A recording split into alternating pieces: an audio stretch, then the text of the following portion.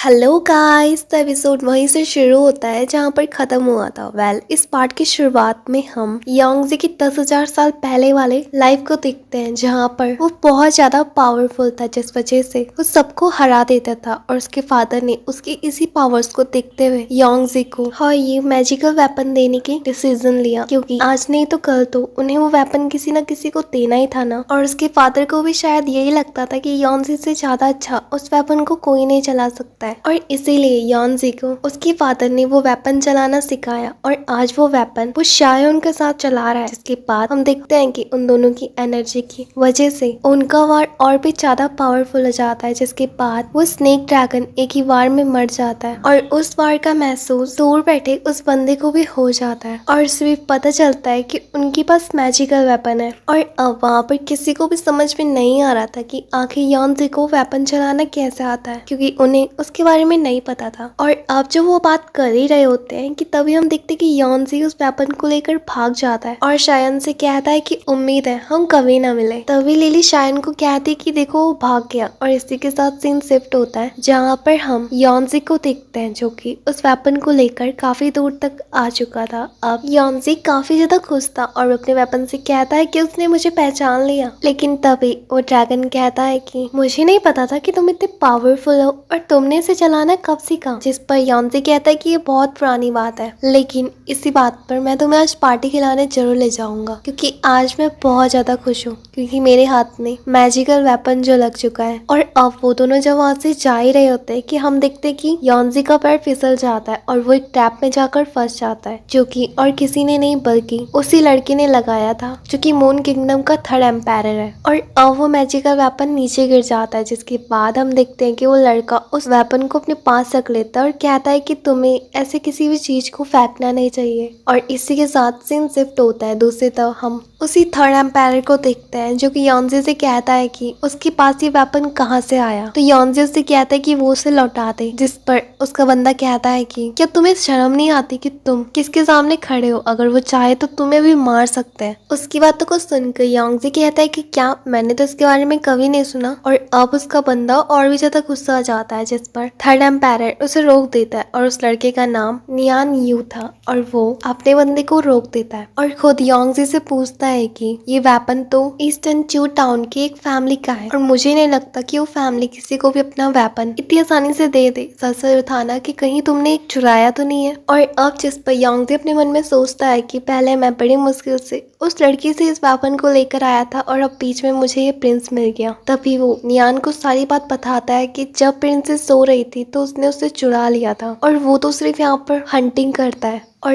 अब उसकी बातों को सुनकर नियान कहता है कि मैंने खुद महसूस करा था, इस बो से एक तीर निकला था। जिस पर योंजी कहता है कि हाँ, वो प्रिंसेस मुझे अपने साथ जबरदस्ती ले गई थी और रास्ते में हमें एक स्नेक ड्रैगन मिला और उसे मारने के लिए हमें जबरदस्ती उस तीर को चलाना पड़ा। नियान उसकी बातों पर यकीन कर लेता है और तभी नियान का सर्वर आकर उससे कहता है कि सर, इससे पहले कि यहाँ पर हमें कोई देख ले, हमें इस बॉर्डर को क्रॉस करके वापस अपने इलाके में जाना होगा। लेकिन यहाँ पर नियान कहता है कि अभी मुझे एक तीर से 2 निशाने मारने और फिर मैं यहाँ से चले जाऊंगा। हम देखते हैं कि वो उस मैजिकल वेपन को एक कपड़े के अंदर छुपा देता है। और जब वो आपस में बात कर ही रहे होते कि योंजी से कहता है कि ठीक है, अगर तुम्हारा हो गया हो तो मुझे यहाँ से जाने दो। दूसरी तरफ हम प्रिंसेस और लिली को देखते हैं जो कि ढूंढते ढूंढते वहां तक पहुंच जाते हैं। तभी उनकी नजर योंजी की तरफ जाती है जो कि आराम से बैठ कर चाय पी रहा होता है। उसको देखकर शायोन काफी ज्यादा गुस्सा थी और वो उससे कहती है कि उन्होंने उसे कहाँ नहीं ढूंढा और वो यहाँ पर बैठ के चाय पी रहा है। तभी नियान उसका वेलकम करता है तो शायोन उससे कहती है कि वो यहाँ पर क्या कर रहा है, ये इलाका तो उनका है ना। तो नियान उससे कहता है कि हम यहाँ पर सिर्फ घूमने आए थे और हम यहाँ पर थोड़ी देर बाद चले भी जाएंगे। वैसे जब मैं रास्ते से गुजर रहा था तो मुझे एक लड़का मिला जो कि मुझे बहुत ज्यादा अजीब लगा और जब मैंने उससे पूछताछ करी तो मुझे पता चला कि वो तुम्हारा आदमी है। तो क्या तुम उसे जानती हो? तो शायन उसे मना कर देती है, जिस पर नियान उसे मारने का ऑर्डर देता है। तो शायन उससे कहती कि हाँ, मैं उसे जानती हूँ और मैं अब उसे अपने साथ ले जाना चाहती हूँ। तभी योंजी उसे इशारा करता है कि वेपन पीछे रखा हुआ है। तो इसलिए शायन नियान से कहती है कि इसके साथ एक वेपन भी था और मुझे वो चीज वापस चाहिए। उसकी बातों को सुनकर नियान साफ मना कर देता है कि उन्हें ऐसी कोई भी चीज नहीं मिली। और अब शायन कहती है कि वो पीछे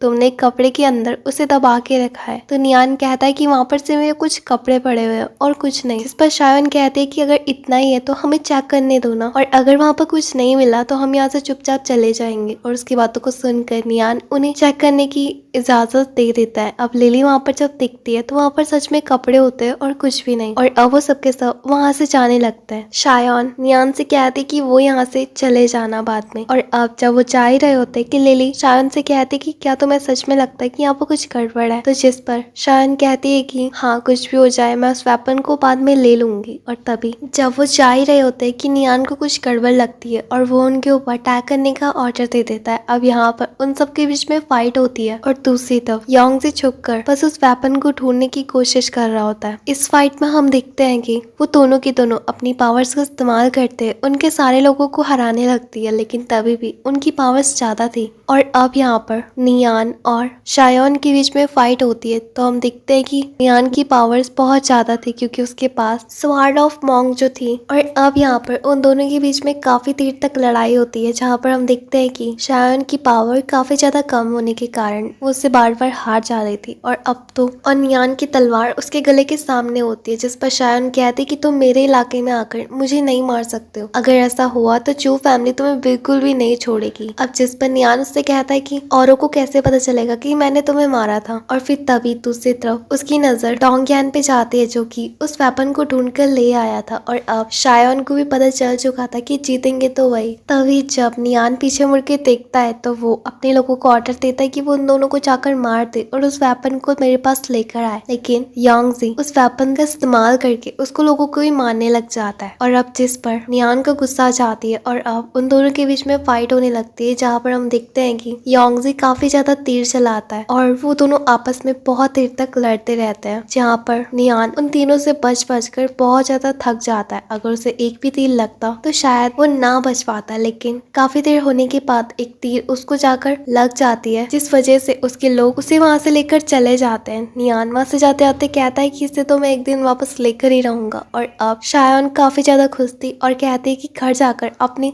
लोगों को दिखाकर आए कि उसे तीर कहाँ पर लगा है। और जब वो खुश हो ही रही थी कि तभी वो पीछे मुड़ के देखती है कि योंगजी ने उसके ऊपर पॉइंट आउट करा हुआ है और यहाँ लिली भी उसे नहीं बचा पाती क्योंकि वो वहीं पर ही बेहोश हो जाती है। अब हमें रात का सीन दिखाया जाता है जहाँ पर बहुत तेज बारिश हो रही होती है और दूसरी तरफ योंगजी शायन को लेकर एक गुफा में आ चुका था जहाँ पर उसने उसे किडनैप करा हुआ था। और अब उसके सामने चाकू लेकर आता है और कहता है कि क्या तुम्हें कुछ याद आया, उस दिन मैं भी ऐसे ही था और आज तुम भी। मैं भी चाहता हूँ कि आज मैं तुम्हारे साथ एक गेम खेलूं, तो मैं कहाँ पर निशाना मारूं। और फिर वो लड़की अपने मुंह से कपड़ा हटाती है और कहती है कि अगर उसने उसे हाथ पे लगाया तो उसकी फैमिली उसे मार डालेगी। लेकिन तभी योंगजी उसके पैरों पर सो जाता है और कहता है कि ठीक है तुम अपनी बकवास करते रहो, मैं आज वैसे ही बहुत ज्यादा थक चुका हूँ तो मैं थोड़ी देर सो रहा हूँ। और यहाँ दूसरी तरफ शायन को काफी ज्यादा गुस्सा आ रही होती है और उससे कहती है कि उसके पैरों से जाकर उठे, लेकिन योंगजी को कोई भी फर्क नहीं पड़ रहा था। और अब यहाँ पर शायन काफी ज्यादा तरीका अपनाती है। तभी वो पीछे से एक पत्थर से अपनी रस्सी काटने की भी कोशिश करती है। वो योंगजी से कहती है कि वो उठ जाए, लेकिन तभी वो उसे मास्टर कह के बुलाती है जिस पर योंगजी उठ जाता है और साइड में बैठ जाता है और कहता है कि छोड़ो मैंने तुम्हें माफ करा, वैसे तुम मेरे टाइप की हो बट इस समय तो मुझे ये वेपन चाहिए और कुछ भी नहीं। और हम यहाँ पर देखते कि शायन उस रस्सी को काटने की पूरी कोशिश करती है और योंगजी का ध्यान भटका रही होती है और कहती कि मास्टर मुझे लगता है शायद आपका पास मेरी लाइफ से कुछ ना कुछ जुड़ा हुआ है ना। और फिर तभी उसकी रस्सी भी खुल जाती है जिस पर वो उस वेपन को अपने पास रख लेती है और उसके ऊपर टैग करती है, लेकिन तभी वो अचानक से बेहोश हो जाती है और योंगजी के ऊपर गिर जाती है। यहाँ दूसरी तरफ हम लिली को देखते हैं जो कि अभी भी वहीं पर ही पड़ी होती है और जब उसे होश आता है तो उसके सामने एल्डर प्रिंसेस होती है। और इसी के साथ सीन शिफ्ट होता है योंगजी की तरफ जो कि शायन को लेकर इंसानी बस्ती तक पहुंच चुका था जहाँ पर आकर वो कहता है कि फाइनली बस ये मर ना जाए आज। लेकिन जब वो वहां पर पहुंचता है तो वो एक जगह थी जहाँ पर बहुत सारे शराबी बैठे हुए थे और उसके आते ही वो सबके सब शॉक हो जाते हैं और इसी के साथ ये एपिसोड यही एंड हो जाता है। मिलते हैं इसके नेक्स्ट एपिसोड के साथ अगले थर्सडे को, तब तक के लिए बाय।